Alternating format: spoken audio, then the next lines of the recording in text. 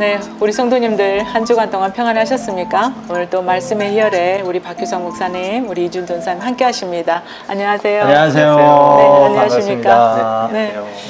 목사님, 우리 지난 주일 설교가 대제사장 되신 예수님과 그분의 부르심이었는데요.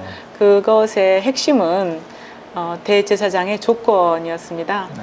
그 부분에 대해서 우리 목사님이 다시 한번 핵심적인 부분 말씀해 주세요. 네. 설교 말씀은 한마디로 대제사장의 조건이다. 포인트를 딱 잡으신 것이 경력은 연료는 무슨 네, 그런 것 같습니다. 네, 말씀하신 대로 히브리서 5장 이제 우리가 살펴봤는데요. 네. 히브리서 5장은 대제사장 되신 그 예수님에 대해서 말씀을 하고 있는 내용입니다.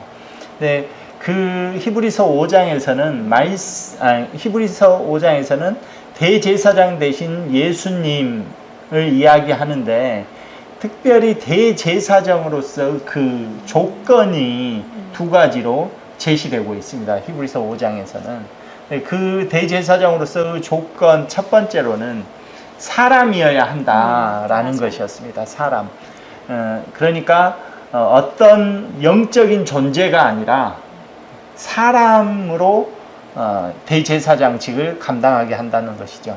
그 이유는 이제 같은 대제사장이 하는 역할이 그 일반 백성들을 위해서 죄 용서에 대한 기도와 또 제사를 드리는 거잖아요. 죄 용서를 위해서.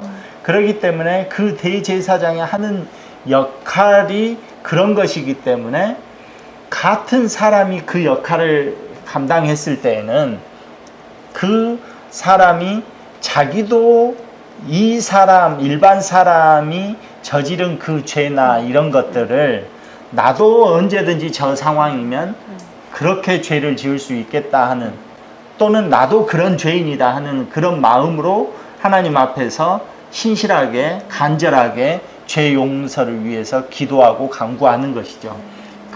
그렇기 때문에 그것을 위해서 같은 사람이어야 된다라는 것이 조건이었고, 그렇기 때문에 예수님께서 사람의 옷을 입고 이 땅에 메시아로서 오신 것이고, 이제 두 번째 대제사장의 조건 두 번째는, 그런데 무조건 사람이면 다 대제사장직을 하느냐, 그것이 아니라 하나님께서 전적으로 선택을 하신다라는 것입니다. 그러니까 하나님의 선택을 받아야 된다. 그래야 대제사장직을 감당한다. 즉, 이 땅에 많은 백성들이 죄로 인해서 하나님과 관계가 단절됐을 때 하나님께서는 자신의 아들 예수 그리스도를 이 땅에 보내실 때 사람의 조건을 만족시키시고, 그리고 하나님께서 선택한 그 조건을 만족시키셔서 예수님을 이 땅에 보내주신 것이죠.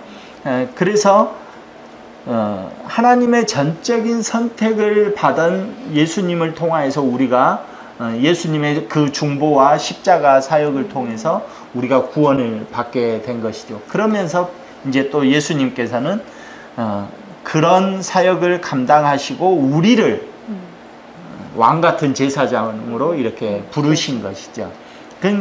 그러니까 이 하나님의 선택에서는 전적으로 모든 책임을 하나님께서 지신다는 것입니다. 왜? 하나님이 선택하셨으니까. 그러니까 우리 인간의 노력과 우리 인간의 어떤 능력, 이런 것이 보기에 저 사람은 대제사장 하면 안 되는데 이런 생각을 가질지라도 그것을 뛰어넘어서 하나님께서 전적으로 선택하셨다면, 그렇다면 그분이 충분히 대제사장으로서 역할을 감당하게 되는 것이다.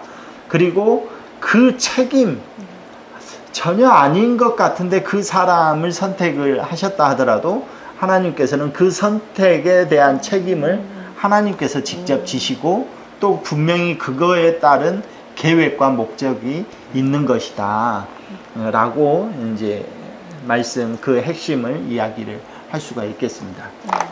그렇다면 이제 목사님 대제사장 되신 그 예수님께서 이제 우리를 왕 같은 제사장으로 부르셨잖아요. 네. 그렇다면 이제 그 부르심에 우리가 그럼 지금 당장에 해야 될 것이 있다라면 네. 어떤 것이 있을지 한번 말씀해 주시겠어요? 그러니까 대제사장의 조건이 사람이어야 한다고 했을 때 어떤 공감 능력, 양쪽 다 죄인이든 대제사장, 중보자든 사람이기 때문에 공감 능력이 있는 것처럼 오늘 우리들에게도 제사장으로서 왕 같은 제사장으로 부르셨다고 한다면 그러면 오늘 우리가 예수를 모르는 사람들 또 예수를 알지만 늘 하나님과 관계가 단절되어져서 죄 가운데 머무르려고 하는 사람들 그들을 위해서 그 사람이 지금 내가 처한 상황이다 라고 생각하는 마음으로 간절히 간구하고 기도해야 되는 것 이것이 첫 번째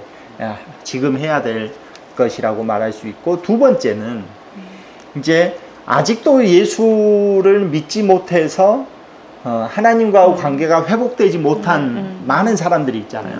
그러니까 그 사람들을 제사장으로서 왕 같은 제사장으로서 그 사람들을 하나님께로 예수님께로 인도해내는 전도의 역할 이것이 오늘 우리가 왕 같은 제사장으로서 해야 될 그런 역할이 아닌가 그렇게 생각을 해봅니다. 네. 네네. 우리가 주일에 지금 히브리서를 계속 하고 있는데요. 이 히브리서 말씀을 들으면서 예수님에 대한 어떤 핵심적인 것과 또 우리가 신앙의 기초를 배울 수 있는 아주 좋은 시간이라고 생각이 됩니다. 그래서 우리 성도님들도 이렇게 조금 더 히브리서 모든 설교가 그러시지만 히브리서를 들을 때 좀 더 체계적으로 저희 전주일에 무슨 말씀을 하셨는지 오늘 또 무슨 말씀을 하시는지 연결해서 이렇게 갔으면 참 좋겠고요. 혹시 우리 이준 전사님은 우리 말씀의 희열 이 프로그램을 주위에 이렇게 소개시켜주고 싶은 분들이 계신가요? 일단은 이제 제 동기 전도사님들이 저한테 이제 근황을 물어보실 때 어떤 지금 이 상황에서 어떤 사역을 어떻게 하고 있냐라고 물어보실 때는 이제 저희는 이렇게 사역을 한다라고 이렇게 이제 이 말씀의 희열 사역을 이제 공유해 드리고요. 그리고 특별히 좀 더 이제 공유하고 싶은 이제 사람들이 있다면 제 주변에 있는 이제 제가 아는 이제 청년들 그래서 이제 신앙에 있어서 자기 교회에서 정말 신앙이 침체되고 뭔가 이제 해결책을 돌파해내고 싶은데 그렇게 방향을 못 잡고 있는 사람들이 저한테 도움을 요청할 때 이 말씀의 희열의 이 영상을 이제 공유해 주면서 이제 그 교회를 다시 그 신앙의 침체를 돌파해내고 교회를 잘 섬길 수 있는 그런 도움이 된다라고 한다면 정말 기꺼이 언제든지 공유할 수 있는 그런 마음에서 이제 주변에 이제 신앙적으로 고민하는 청년들을 위해서 좀 공유 같이 하고 싶습니다. 네. 그래요. 코로나로 인해서 우리가 신앙적인 모임도 하기 힘들고 또 전도도 하기가 어려워졌어요. 그런데 우리가 우리 성도님들이나 또 우리 주위에 말씀의 희열을 같이 시청하시는 모든 분들이 이 말씀의 희열이라는 프로그램을 통해서 자기 신앙을 점검하는 그런 좋은 시간이 되었으면 좋겠고요.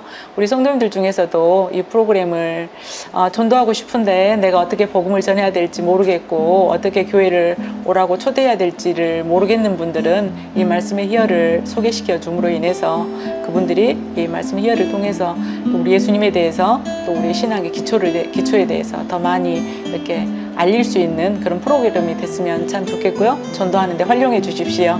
네, 우리가 지난 주일 설교 말씀을 가지고 우리가 풍성한 은혜를 나누었고요. 다음 주 목요일에 또 풍성한 은혜를 가지고 말씀의 희열은 찾아뵙겠습니다. 감사합니다. 감사합니다. 네, 감사합니다.